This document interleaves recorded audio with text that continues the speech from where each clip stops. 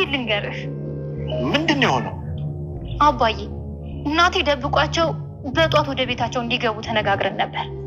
ምክንያቱም እነ ተመስገን ወደ ቤት ስለማይሄዱ ወደ ጸበል ቦታ ስለሚሄዱ። እሺ አደራ መጥፎ ነገር እንዳትነግሪኝ። አዝናለሁ አባዬ። ለእኔ ሳይነግረኝ ከሁለቱም ቦታ ውጭ ሌላ ቦታ አስቀምጧቸዋል። እገለዋለሁ። አባዬ እንደሱ አይደለም።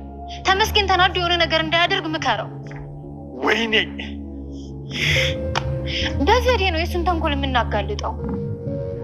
ወይኔ እየጠበቅኳት ነበር፣ በጉጉት እየጠበቅኳት ነበር። እንዴ ምን እያደረክ ነው? ልቀቀው እንጂ ምንድን ነው ከእኛ የምትፈልገው አንተ? ስማ እኔን ልትሸውደኝ እንዳትሞክር። ምን ነው ዓላማ? ልቀቀው አልኩህ እኮ።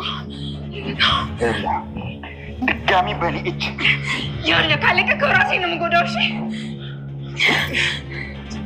ስማ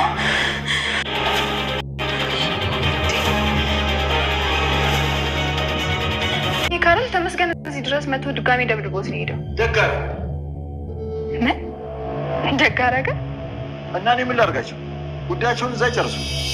አባዬ አንተን ላስታራቂነት ስንጠብቅ እንደዚህ ትላለህ እንዴ? መጀመሪያ ያጣላቸው ሰው መጠየቅ ያለበት አይመስልሽም? አንቺም አለሽበት እያልከኝ ነው? የፈለግሽውን በይ፣ የፈለግሽውንም አስቢ። በቤቴ ግን ሰላም ላገኝበት።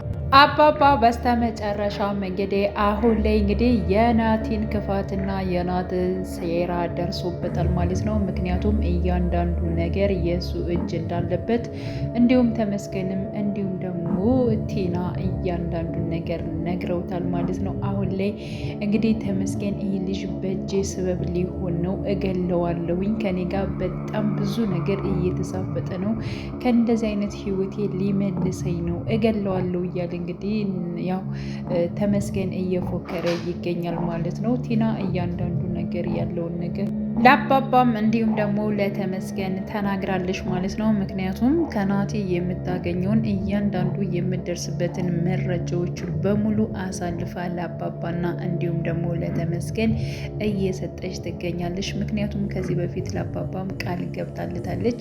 ከዚህ በኋላ አባዬ እውነት ላለው አንተን የሚጎዳ አንዳች ነገር አላደርግም ብላለች ማለት ነው። ስለዚህ አሁንም ቲና ቃሏን እየፈጸመች ትገኛለች። እንዲሁም ደግሞ ተመስገንም ከጎኗ ነው።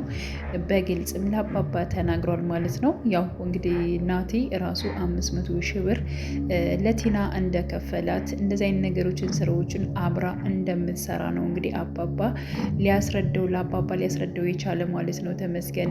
አባባም እንዴት እንደዚህ ታደርጋለች? እሷ እኮ ለገንዘብ ያላት ነገር በማለት አባዬ እንደምታስበው አይደለም። ምክንያቱም አሁን ላይ ራሱ ከፍሏት ግን ደግሞ ከኛ ጋር በመሆን ነው እየሰራች ያለችው፣ በደንብ አድርጋ ነው እየሰራች ያለችው በማለት እንግዲህ ያው ለአባባ እንደምታግዝና ከዚህ በኋላ ምንም አይነት እሱን የመጉዳት ምንም አይነት አላማ እንደሌላት በግልጽ እንግዲህ ተመስገንም ማለት ነው ለአባባ በመናገር ስለሷ ሲያወራ ነበር ማለት ነው። ሲቀጥል ደግሞ አሁን ላይ ቲና የምታደርገው ነገር ትሁት በተለይ እንድትነቃ ፈልጋለች ከባለፈው ጀምራ ማለት ነው ስትናገር ነበረ። አባባም እንዳትጎጂኝ የሆነ ነገር እንዳሰሪ ለብር ብለሽ ብሎ ሲጠይቃት ምንድን ነው ያለችው? ከኔ ይልቅ ያው ትሁት ለራሷ ያቀረበችው ሰው ይጎዳሃል ብለዋለች። ያ ማለት እንግዲህ ናቲን ነው ማለት ነው። እና እኔ አይደለሁም አባዬ፣ እኔ ከእንደዚህ አይነት ነገር ላይ አሁን ላይ ወጥቻለሁ፣ በእርግጠኝነት አንተን የምጎዳበት አንዳች ነገር የለም በማለት እየተናገረች ነው። አባባም ደግሞ እገለዋለሁ እያለ እንግዲህ ስለ ናቲ ሲፎክር ነበረ።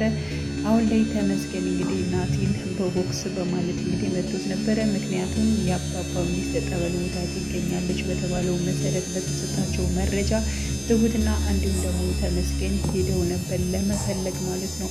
እና በዚያን ወቅት እንግዲህ በሄዱ ሰዓት አጥተዋታል። ምክንያቱም ለምን እንዳጧትና እንዴት እንደሆነ ደግሞ ቲና ያለውን ነገር ማለት ነው ያው ለተመስገን ተናግራ ነበረ። ናቲና እንዲሁም ደግሞ ቲና ባወሩበት ሰዓት ላይ ለምንድን ነው ቦታውን እኮ እንድትቀይረው አይደለም የተነጋገር ነው፣ ግን ደግሞ ትናንትና ማታ እንዳወራ ነው አይደለም፣ አንተ ግን ቦታውን ቀይረኸዋል፣ የት ነው ያለችው በማለት እንግዲህ ስለ አባባ ሚስት ጠይቀው ነበረ ቲና ማለት ነው። አዎ ትናንትና ማታ ካወራን በኋላ ሀሳቤን ቀየርኩኝ፣ ምናልባት ሊያገኟት ይችላሉ ስለምል ቦታ ቀይር ያለሁኝ በማለት እንግዲህ ያው ናቲ ለቲና ተናግሮ ነበረ ማለት ነው።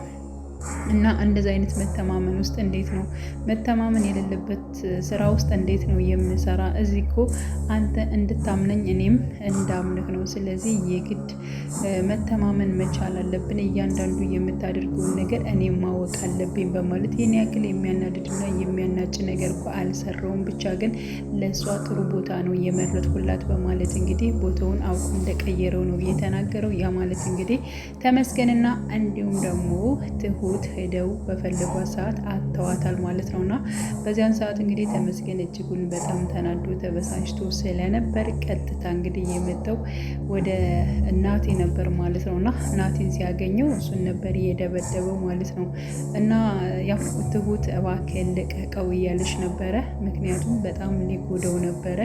እባክህን እኔ የሆነ ነገር ሳላደርግ ራሴን ሳልጎዳ እባክህን ልጁን ልቀቀው በማለት እንግዲህ ለእሷ ብሎ ማለት ነው ናቲን እንደተወውና እንደለቀቀው ወደውኑ ነው እንትን ያለው ማለት ነው ተመስገን። ያ ማለት እንግዲህ እሷ የሚጎዳ ነገር ካደረገች ስለ እሷ እንደሚያስብላት እና እንደሚወዳት ስለምታውቅ ነው ትሁት ይህን ነገር ልትናገር እየቻለችው ማለት ነው።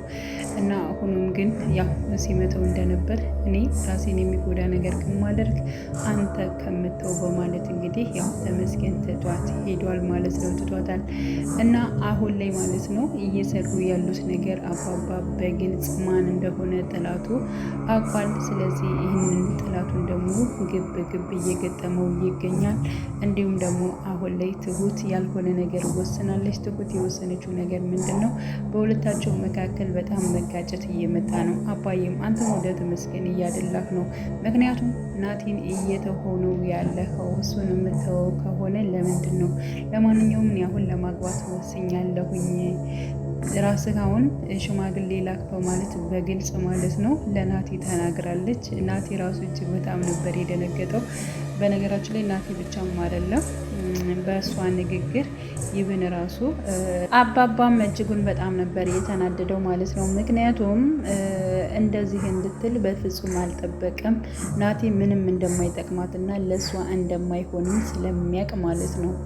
እና አባዬ ሽማግሌ ትሆንኛለህ እንዴ በማለት ያው ትሁት ጠይቃ ነበረ። አንቺ እኮ አይደለሽም የምትልየው፣ ስለዚህ ሽማግሌ የሚልከው አካል ነው የሚጠይቀኝ በማለት እንግዲህ ሲመልስ ያው ናቲም ስለነበር እሺ አባዬ አንተ ሽማግሌ ትሆነኛለህ ወይ ከነ ትሁት ቤተሰቦች ትሄዳለህ ወይ በማለት በግልጽ ጠይቋል ማለት ነው።